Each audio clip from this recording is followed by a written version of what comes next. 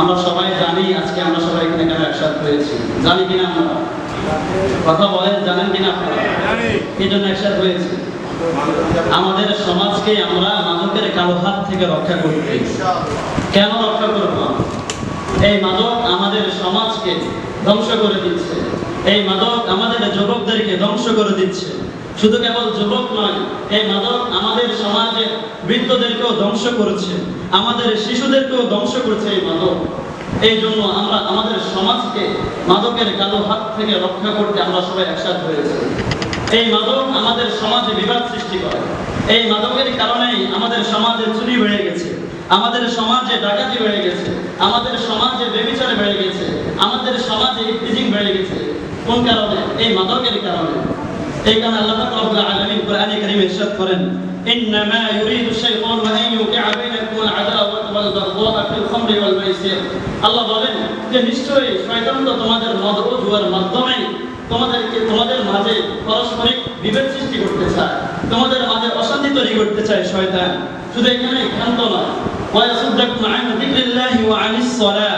এই মাদক তোমাদেরকে আল্লাহ তাআলা স্মরণ থেকে দূরে রাখতে চায়, এই মাদক তোমাদেরকে সালাত থেকে দূরে রাখতে চায়। এই জন্য দেখেন না, আমাদের সমাজে এতগুলো মানুষ, কিন্তু যখন নামাজের সময় হয় আমাদের একটা কাতার পরিপূর্ণ হয় না। এটা কেন?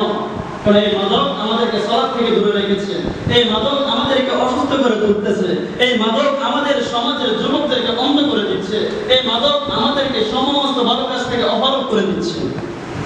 এই মাদকের দ্বারা আমাদের অনেক ক্ষতি। আল্লাহ পাক রব্বুল আলামিন শুধু এই ক্ষতিগুলো যে বলেছেন, এটা একটু খেয়াল করেন, যে বলতে সমাজে অশান্তি সৃষ্টি করে, পারস্পরিক বিভেদ সৃষ্টি করে। কিভাবে? এই মাদকের দ্বারা দুনিয়াবি 4টা ক্ষতি। কথা বলবেন আমার সাথে, কয়টা ক্ষতি? দুনিয়াবি 4টা ক্ষতি। 1 নম্বর ক্ষতি, এই মাদকের দ্বারা আমাদের শারীরিক ক্ষতি। 2 নম্বর মানবিক ক্ষতি। 3 নম্বর ফ্যামিলিগত ক্ষতি। 4 নম্বর আমাদের সামাজিক ক্ষতি। 1 নম্বর আমাদের শারীরিক ক্ষতি দ্বারা কি বোঝায়?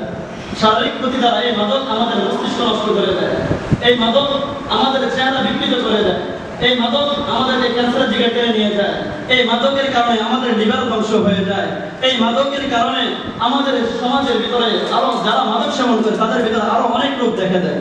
এই হলো মাদকের শারীরিক ক্ষতি। মাদকের ক্ষতিটা কি? 2 নম্বর বিষয়, মাদকের মানবিক ক্ষতি। মাদকের মানবিক ক্ষতি হলো যে এই মাদকের মাধ্যমে একজন মানুষ সে হতাশ হয়ে যায়, অধিক বেশি হতাশা গ্রহণ করে, সারাদিন হতাশা সে ভুগতে থাকে। 2 নম্বর, সে ওই ব্যক্তির রাগ বেড়ে যায়, রাগ বেড়ে গেলে সে অনেক ক্ষতি করতে পারে। 3 নম্বর, এই মাদকের কারণে আত্মহত্যার প্রবণতা বেড়ে যায়, কারণ সে তো হতাশ, তার ভিতরে আত্মহত্যার প্রবণতা দেখা দিবে। এই মাদকের কারণে পাগলামি বেড়ে যায়। 3 নম্বর বিষয়, মাদকের দ্বারা আমাদের পারিবারিক সমস্যা সৃষ্টি হচ্ছে, পারিবারিক ক্ষতি হচ্ছে। সেটা কি? এই পারিবারিক ক্ষতি দ্বারা 1 নম্বর হলো যে স্ত্রী সন্তানের হক আদায় করতে পারতেছে না, ফ্যামিলির হক আদায় করতে পারতেছে না। 2 নম্বর হলো ওই ব্যক্তির কারণে তার ফ্যামিলিতে অশান্তি সৃষ্টি হয়ে যায়। 3 নম্বর, তালাক বৃদ্ধি পায়। মাদকের কারণে যারা মাদক সেবন করে তাদের ফ্যামিলিতে বেশিরভাগ তালাক হয়। 4 নম্বর, এই মাদকের কারণে যে ব্যক্তি মাদক সেবন করে তার সন্তান কখনো ভালো পথ দেখতে পারে না সহজে।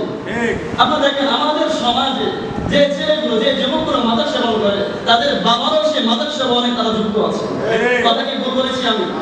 এটা বাস্তবতা। দেখেন মাদক খায় কারা, কোন ছেলেগুলো মাদকে আসক্তি হয়েছে, যাদের বাবা তাদেরকে এই শিক্ষাটাই দিয়েছে, যাদের বাবা তার সন্তানের মাধ্যমে সিগারেট আনায়, যাদের বাবারা তাদের সন্তানকে সাথে রেখে সিগারেট খায়, যাদের বাবারা দোকান থেকে সিগারেট আনতে হলে তার 6 বছর 7 বছর 10 বছরের বাচ্চাকে সিগারেটের জন্য আনায়, সেই বাবার সন্তান যদি মাদক সেবনকারী যদি না হয় তাহলে কার সন্তান হবে?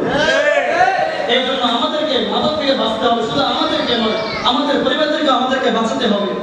4 নম্বর বিষয়, এই মাদক দ্বারা আমাদের সামাজিক যে ক্ষতি, সেটা কি? সামাজিক ক্ষতি হলো এই মাদকের কারণে সমাজে চুরি বেড়ে যায়, ডাকাতি বেড়ে যায়, জেনা বেড়ে যায়, ব্যভিচার বেড়ে যায়, রাস্তাঘাটে ইফতিজিং বেড়ে যায়। এই জন্য আমাদেরকে আমাদের সমাজ থেকে মাদককে দূরে রাখতে হবে। এখন আসেন, এই মাদকের দুনিয়াবি চিকিৎসা কি? এই মাদকের দুনিয়াবি চিকিৎসা হলো যে আমাদের ডাক্তারি পরামর্শ দেন যে তাদেরকে রিহাবে পাঠানো হবে। মাদক সেবনকারীর জন্য জেলের ব্যবস্থা হয় না, রিহাবের ব্যবস্থা তাদের জন্য করা হয়েছে। এখন আসেন, এদের কারণে মাদক সেবনের কারণে আখেরাতে কি ক্ষতি হয়? আখিরাতের একটা গতি বলি, যেহেতু সময় সংকীর্ণ। আল্লাহ সাল্লাল্লাহু আলাইহি ওয়াসাল্লাম ইরশাদ